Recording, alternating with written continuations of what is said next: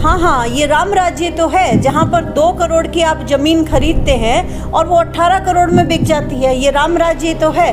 हाथरस के अंदर वाल्मीकि समाज की जो बेटी है उसका आपने गैंगरेप हुआ और उस गैंगरेप के बाद में उसको रात को 2 बजे जला दिया गया। ये राम राज्य नहीं तो और क्या है। कुलदीप सेंगर को आज तक फांसी नहीं हुई है, बल्कि जो पीड़िता थी उसके घर वालों को, उसके वकील को, उन सब पर उन जानलेवा हमले तक किए गए। आज वो बेचारी अकेली रह गई है। ये राम राज्य ही तो है। फिर सबसे पहले अगर आपको शुरुआत करनी है तो अपने घर से करनी चाहिए। आपके यहाँ बहुत सारे मंत्री हैं, सांसद हैं। बागपत से जो सांसद आते हैं उनके ही 3 बच्चे हैं।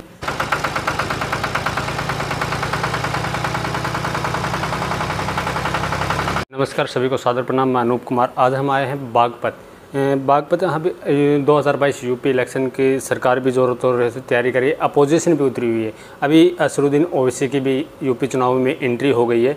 उसी को लेकर हम पब्लिक से तो बात करें, उनके साथ साथ में जो जनप्रतिनिधि है उनसे भी हम बात करेंगे। आज हमारे साथ जनप्रतिनिधि के रूप में सपा नेत्री डॉक्टर शालिनी राकेश है, उन्हीं से बात करेंगे।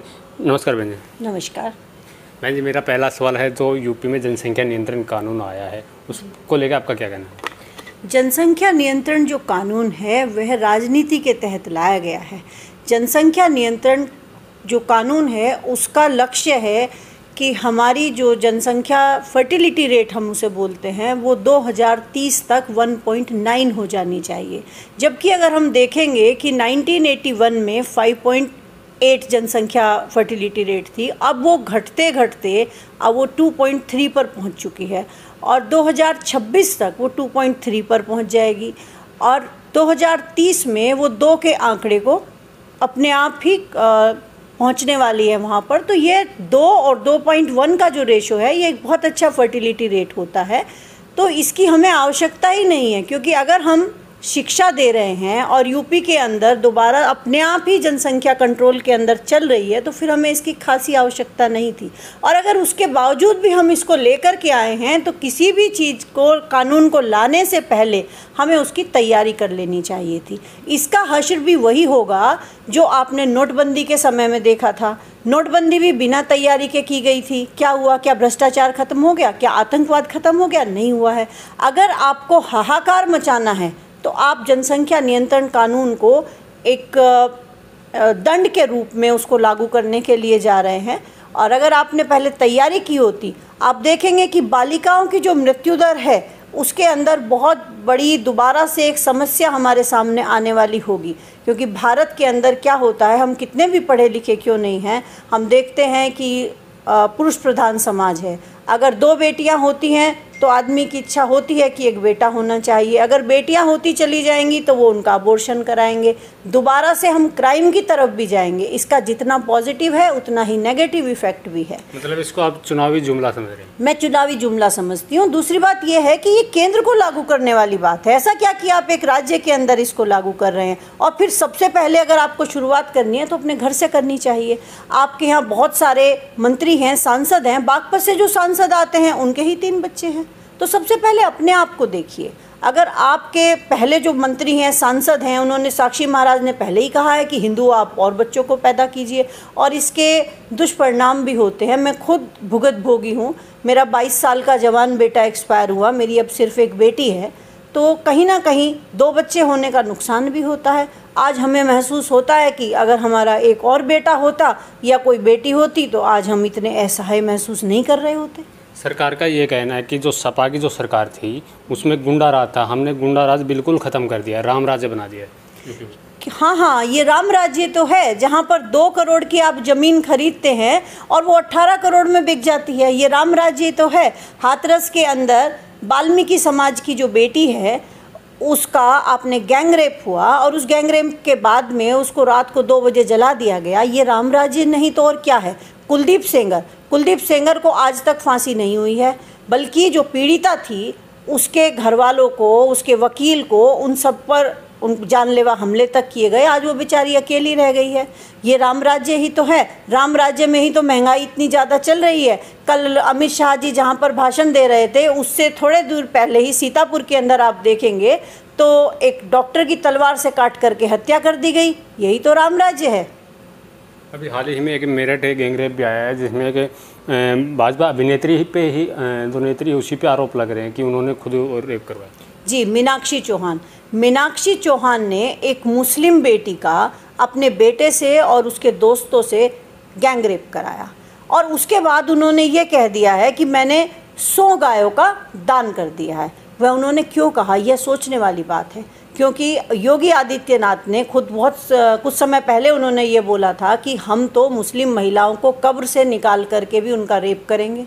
इस तरह के बयान जब उनके नेता देंगे, और उनके जो नेता हैं आप देखेंगे कि कितने सारे लोग बलात्कार के केस जिनके ऊपर हैं, आप मुजफ्फरपुर और देवरिया में बालिका गृह के अंदर जो बालिकाओं के साथ अनाथ बच्चियां हैं उनके साथ शोषण हुआ था, तो उसमें भी तो भाजपा के लोग थे। तो इस तरह से हिम्मत तो बढ़ती ही है, ये बलात्कारी पार्टी है। अगर इन्होंने सच में कोई जनता के लिए अच्छे काम करने थे तो इन्हें रेप पर कानून बनाने चाहिए थे, रेप पर फांसी के सज़ा देनी चाहिए थी, लेकिन ये ऐसा नहीं करेंगे। अगर ऐसा करेंगे तो संसद के अंदर जितने रेपिस्ट बैठे हैं उन सबको फांसी हो जाएगी। जाने कितने सारे लोग इसके अंदर ऐसे हैं जिनके ऊपर रेप के मुकदमे हैं, सरकार आते ही हटा लेते हैं। नहीं, कहीं ना कहीं तो राम राज है ना, तभी तो ब्लॉक प्रधानी के जो चुनाव हुए थे उसमें भाजपा फिर से जीती। अरे वो तो पैसा दे करके ये लोगों को खरीद लेते हैं, ये अपने आप को राम का अनुयायी बताते हैं, लेकिन ये राम के अनुयायी बिल्कुल भी नहीं है, ये सत्ता लोलुप लोग हैं। अगर आपने रामायण पढ़ी होगी तो रामायण के अंदर आप देखेंगे कि राम ने राज्य छोड़ दिया था अपने छोटे भाई भरत के लिए, भरत ने वो राज्य छोड़ दिया था अपने बड़े भाई राम के लिए, वो उनकी खड़ाऊं लेकर के उन्होंने राज्य किया।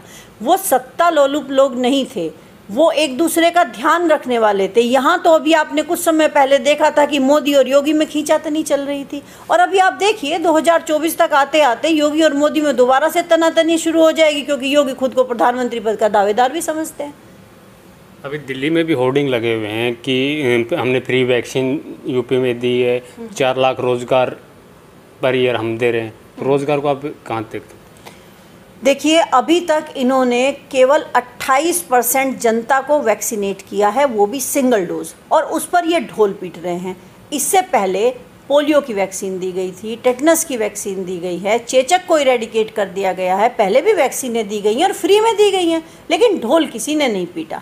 ये लोग ढोल ज़्यादा पीटते हैं और काम कम करते हैं। जहाँ तक विकास की बात है कि धरातल पर आपको कोई विकास दिखाई नहीं देगा। आप देखेंगे, आप सड़क से आए होंगे तो सड़क पर बहुत सारे गड्ढे होंगे।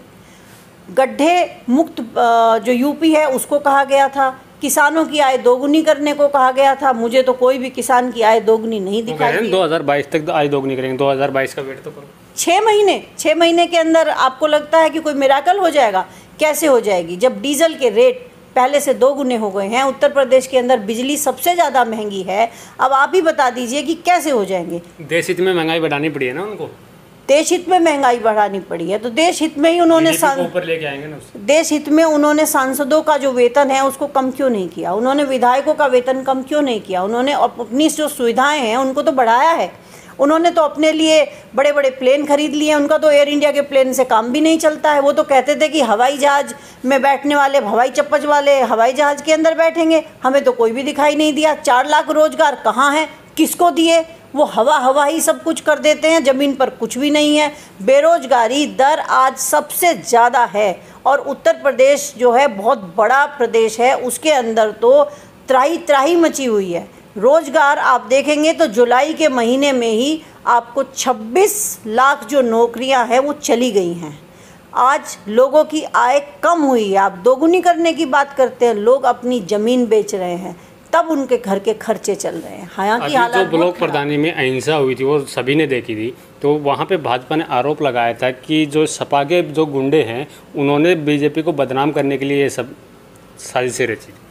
अच्छा, जो चीरहरण किया गया था लेडी का, जो एसपी की थी, तो वो भी सपा के लोगों ने किया। ये सबसे ज़्यादा झूठी पार्टी है। ये इतने ऊंचे झूठ फेंकते हैं जिसको कोई पकड़ ही ना पाए। इनका एक काम और है कि जब तक इनका पहला कारनामा ख़त्म नहीं होता, ये दूसरा कारनामा शुरू कर देते हैं। ये जनता को उलझा करके रखना चाहते हैं। इन्हें काम से कोई मतलब नहीं है। इनका काम है अपना काम बनता और भाड़ में जाए जनता। अभी कुछ दिन पहले अखिलेश यादव जी की आगरा में रैली थी, उसमें भी पाकिस्तान जिंदाबाद के नारे लगे हैं, तो कहीं ना कहीं सवाल तो उठते हैं ना पार्टी पे। उसके अंदर जो लोग पकड़े गए वो भाजपा के लोग थे, वो पकड़ लिए गए हैं। समाजवादी पर ये इसी तरह से आरोप लगाते रहे हैं, आरोप लगाते रहेंगे, लेकिन हम लोग निष्पक्ष छवि वाले लोग हैं। हम अपना काम अच्छे से कर रहे हैं। जनता को अगर दोबारा से हिंदू मुस्लिम में ही उलझाना है तो भाजपा आ जाएगी, और अगर काम चाहिए जनता को तो समाजवादी पार्टी आएगी। अभी जो 2022 में यूपी इलेक्शन है, क्या क्या मुद्दे रहेंगे? हमारा मुद्दा होगा बेरोजगारी का। हमारा मुद्दा होगा हम 300 यूनिट बिजली फ्री देंगे। क्यों देंगे? क्योंकि इन्होंने इस सरकार के अंदर इतनी बिजली के रेट हाई कर दिए हैं कि जनता बिजली के बिल नहीं दे पा रही है, और जिसका किसान का जो 15 दिन का बिल नहीं दे पाता है उसका ये कनेक्शन तक काट देते हैं, फसलें सूख जाती हैं। इसलिए बिजली भी फ्री दी जाएगी, और दोबारा से जो समाजवादी पेंशन योजना थी वो भी लागू की जाएगी, और महिला जो सुरक्षा है उस पर ध्यान दिया जाएगा।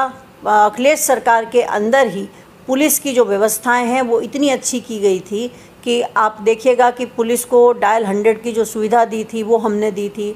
पुलिस को मुख्यालय से सीधा लखनऊ से जोड़ा गया था, लेकिन इन्होंने उन सारी चीज़ों को ख़त्म किया है। आज फिर से रेप पीड़िता, अभी आपने देखा होगा मेरठ में एक रेप पीड़िता ने जहर खाकर के आत्महत्या की थी, क्योंकि उसकी FIR दर्ज नहीं की गई थी। जी, जहाँ तक कहते हैं कि जो दिल्ली का रास्ता है वो यूपी से होकर, राजनीति से होकर निकलता है, इसीलिए नई नई पार्टियां भी अभी 2022 में अपनी ताल ठोक रही है। जैसे असरुद्दीन ओवैसी ने भी एंट्री की है, और आम आदमी पार्टी भी अभी चुनावी बिगुल में तैयार अपने जोरों से लगे हुए प्रचार में। तो उन सभी के बीच सपा को आप कहाँ देखते हैं? देखिए, सपा जो है वो नंबर 1 पार्टी है। सपा नंबर 1 थी, नंबर 1 ही रहेगी। सपा पार्टी काम करने के लिए जानी जाती है। हम काम के मुद्दों को लेकर के जनता के बीच में जाते हैं, और हमारे काम को लोग पसंद करते हैं। अगर आप देखेंगे तो पिछली बार जो हमारी सरकार थी उसमें सबको लैपटॉप दिए जाते थे। आज किसी को लैपटॉप क्या, किताबें तक, बस्ते तक नहीं दिए गए हैं। जो मिड डे मील है वो योजना हमारी शुरू की हुई थी। उसके बाद में आपने महिलाओं के लिए 1090 हमने शुरू किया था। सब कुछ मतलब सरकार ने बहुत अच्छा किया, बड़े बड़े एक्सप्रेस वे सरकार ने बनाए। लेकिन ये जो सरकार है ये घोटालों की सरकार है। अभी आप देखेंगे तो कोरोना काल में भी योगी जी के घोटाले मिलने शुरू हो गए हैं। तो अगर घोटाले करने हैं तो भारतीय जनता पार्टी, इनके पास कोई काम नहीं है। आप जब इनसे काम की बात करेंगे तो ये हिंदू मुस्लिम पर आएंगे। उसके बाद अगर आप फिर अपना कोई काम की बात करेंगे तो फिर ये पाकिस्तान की बातें करेंगे, ये देशभक्ति की बातें करते हैं, राष्ट्रवाद की बातें करते हैं, लेकिन ये सारे के सारे खोखले हैं। अगर ये इतनी अच्छी पार्टी थी, राष्ट्रभक्त पार्टी थी, देशभक्त पार्टी थी, तो कोरोना काल के अंदर जो लोग मरे उन पर भी इन्होंने तो बयान दे दिया कि ऑक्सीजन की कमी से तो कोई मरा ही नहीं है। आपने कहा कि सपा ने पहले बहुत विकास करवाया है। अगर विकास और काम करवाता तो अभी जो पीछे चुनाव हुए थे उसमें सपा को हार का सामना क्यों करना पड़े? क्योंकि जनता हिंदू मुस्लिम में बहक गई थी। वो जो हिंदू हिंदू करके ये लोग आए थे तो इस तरह से ध्रुवीकरण हो गया था, और ये दोबारा से ही ध्रुवीकरण करना चाहते हैं। अगर ये चुनाव नहीं जीत रहे होते हैं तो ये पुलवामा अटैक भी करवा देते हैं। अब आप भी देखिए कि पुलवामा अटैक की जांच आज तक नहीं हुई, और देवेंद्र सिंह को तो बरी भी कर दिया गया। उसकी जो जांच है उसको तो ये कह दिया गया कि ये तो राष्ट्रहित में खतरा है। तो ये लोग से तो हमारा कोई कंपटीशन या कोई कंपैरिजन हो ही नहीं सकता। ये सबसे झूठी बलात्कारी पार्टी है। इन्होंने तो सिर्फ एक योजना का इन्होंने आज तक नाम नहीं दिया है, वह है भारत लूटो योजना। आपसे एक आखिरी सवाल है, अगर यूपी का हम इतिहास उठा के देखें राजनीति का, तो जब भी चुनाव होते हैं जातिगत और धार्मिक एजेंडा ज़्यादा चलता है। जातिगत और धार्मिक एजेंडे पे आपका विकास का जो मॉडल है वो कहाँ तक कामयाब होगा? देखिए, अगर जातिगत और धर्म के बीच में ही जनता उलझी रहेगी तो जनता जिस तरह से अब परेशान है अगले आने वाले 5 सालों में और परेशान होगी। लोकतंत्र को खतरा भी होगा। अब जनता पर ही छोड़ देते हैं कि जनता को धर्म चाहिए या काम चाहिए। अगर जनता को हिंदू मुस्लिम चाहिए तो भारतीय जनता पार्टी को चुनिए, अगर जनता को काम चाहिए तो समाजवादी पार्टी को चुनिए, और जो भी जनता का फैसला होगा वो शिरोधार्य होगा। जी धन्यवाद। बागपत से अनूप कुमार की रिपोर्ट।